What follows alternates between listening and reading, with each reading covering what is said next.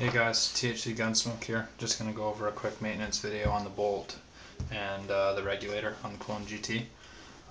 Start by pulling up on the bolt cap and removing the bolt kit. Set your marker aside. Next, take off the bolt tip O-ring. Unscrew the power tube cap from the bolt assembly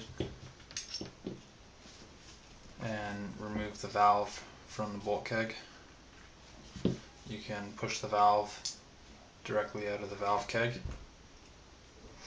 and then push the bolt directly out of the bolt keg and remove the spacer. So that is pretty much all the parts on the Macdev Clone GT for your bolt. It's looks like a complex bolt kit, but it's actually very simple. There are a lot of O-rings, but there are only a few O-rings that are actually dynamic O-rings. The rest are pretty much static. They just do nothing besides sit there. As for lube on the Clone GT, a little bit of lube goes a really long way. Basically, I just take a little tiny bit on the tip of my finger, and I'll put just a bit on the bolt switch O-ring, a little bit on the back and front of the bolt, the inside keg, front keg O-ring, I will put some lube on there as well, and anything that's left on my fingers I will just rub around inside the keg. Slide the bolt back into the keg, take just a little bit more, put that on the inside O-ring on the spacer, and whatever's left on your fingers, rub that around on the outside O-ring. You can snap that back into place and then reinstall your bolt tip O-ring. That's the bolt keg and bolt assembly finished. A little bit more lube on the valve O-rings, 3 O-rings on the valve. As I said, just a little bit of lube goes a really long way. The Clone GT will come over lube from the factory. I recommend that you do actually shoot at least a case of paint through it, or 1,000 rounds or whatever, or maybe just a full tank of air. Just cycle it through it and let that lube get distributed throughout the entire gun. This will hit any spots that are sticky from fresh anodizing. It's just a really smart idea to actually distribute that lube in the gun before breaking it down and taking it all off. Just a quick note, there are machining marks on the inside of the valve directly across from one another. These are like that from the factory, so don't panic if you see this. They aren't scratching or anything like that. Anything left on your fingers, you can wipe that around in the valve keg and install the valve back into the valve keg, screw that back into the bolt keg. The front power tube tip O-ring, I will over lube that a little bit.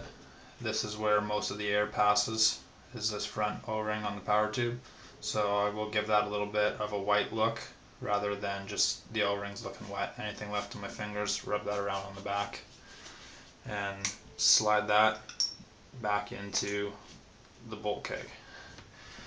And then you can just screw on the power tube cap. And again, anything left on your fingers, you can rub that around on the outside O-rings on the drivetrain, and that is your bolt maintenance complete.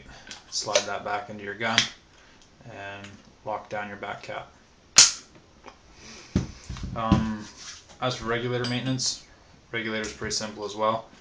Take your biggest Allen key in the kit and unscrew the cartridge from the reg body. Slide the cartridge out.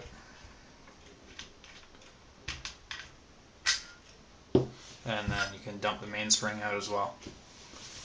From here, I've made a special little tool. It's basically Allen key, and I've cut the head off just enough so that I can reach inside the piston and pull it out.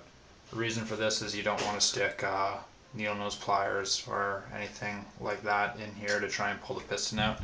If you end up marking up the integrity of the face of this piston, or you scratch the outside of here, you're going to have problems with it sealing on the reg seat and also sealing on the 008 O-ring that's inside the cartridge. That's going to give you regulator problems, and you don't need that. What I've done with my little tool here is basically I've made it so that I can go inside the piston, pinch on it, and then pull the entire assembly right out of the reg body. That's how the manual says to do it. Basically doing it with just an Allen key and trying to pinch, but I was having trouble with that, so I ended up just cutting the head off of an Allen key here, which makes it a lot easier to get in there and pinch on it. As for maintenance on the regulator, if you were to have problems with the reg seat, I will show you how to get into that right now while I have it apart. Basically, slide an Allen key through the two holes in the top to create a T-handle and separate the cartridge halves from one another. This will give you access to the regulator seat carrier and the regulator seat. To push the regulator seat out, you can go directly through the back and push the entire regulator seat out. If for whatever reason your seat were to get marked up or damaged, you can also flip the seat around and you will virtually have another seat until you can get a new replacement. For lubing the regulator, I tend to overlube my regs just a little bit, as I don't take them apart every 2 or 3 cases. I wait until the consistency kind of goes a little off, so I will shoot it, 5, 10, maybe 15 cases before I actually do regulator maintenance, because doing it every case is a little overkill. So I will have a really white look to my regulator piston O-ring, and I will also put quite a bit on the shaft here of the piston as well. I'll just set that aside for now while I put together the cartridge. Cartridge just goes back together the way it came apart. I don't recommend just hand tightening this. I would lock this down just in case it were to separate while the gun is under fire. It could create fluctuation in velocity, and you definitely don't want that. So now that that's complete and lubed, slide the piston over the mainspring over the piston and install that back into the cartridge, and then you can slide the entire cartridge back into the regulator body and then just tighten that down. And pretty much that is maintenance on the Clone GT. There's not much else that you need to really do. If you were to break paint in the breech, then you can take off the eye covers and clean in there as needed. I shouldn't need to show you guys how to do that. That should be pretty logical as to how to get in there and clean the eyes and clean the detents. As for regulator and bolt maintenance, that's pretty much all you need to do.